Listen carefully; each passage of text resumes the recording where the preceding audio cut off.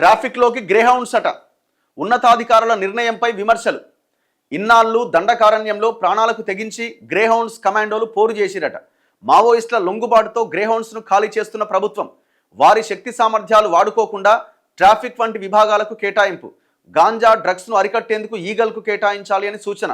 Octopus, సిఐసెల్, SIB విభాగాల్లోకి తీసుకున్న సత్ఫలితాలు ఇస్తుందన్న అభిప్రాయం. అంతే కదా, వాళ్ళు ఇప్పుడు సరే మావోయిస్టుల మీద యుద్ధం చేసిర్రు, అది కరెక్టా కాదా పక్కన పెట్టండి. అంత భయంకరమైన అడవిలో ప్రాణాలకు తెగించి పోరాటం చేసిన పోలీసులు కదా వీళ్ళంతా, గ్రేహౌండ్స్ వీళ్ళంతా. వాళ్ళని ట్రాఫిక్లోకి తీసుకోవడం ఏందండి నాకు అర్థం కాదు. వాళ్ళని ట్రాఫిక్లోకి తీసుకోవడం ఏంది? వాళ్ళని ఇంకొక రకంగా ఉపయోగించుకోవాలా?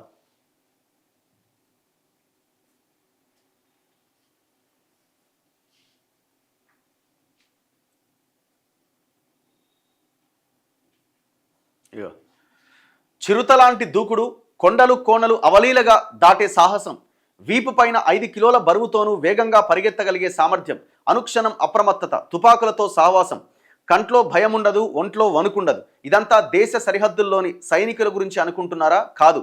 రాష్ట్రంలోని దండకారణ్యంలో కంటి మీద కునుకు లేకుండా మావోయిస్టులతో ఏండ్ల తరబడి పోరాటం చేసిన గ్రేహౌండ్స్ విభాగం కమాండోల గురించి.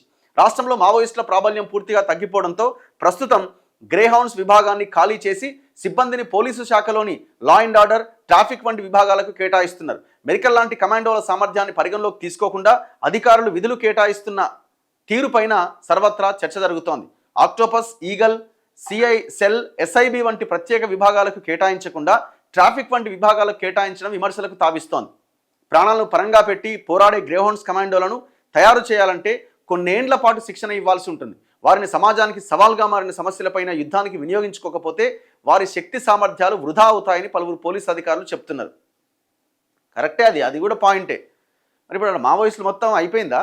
మొత్తం 100% ఇవాళ నక్సలైట్లు లేరా రాష్ట్రంలో?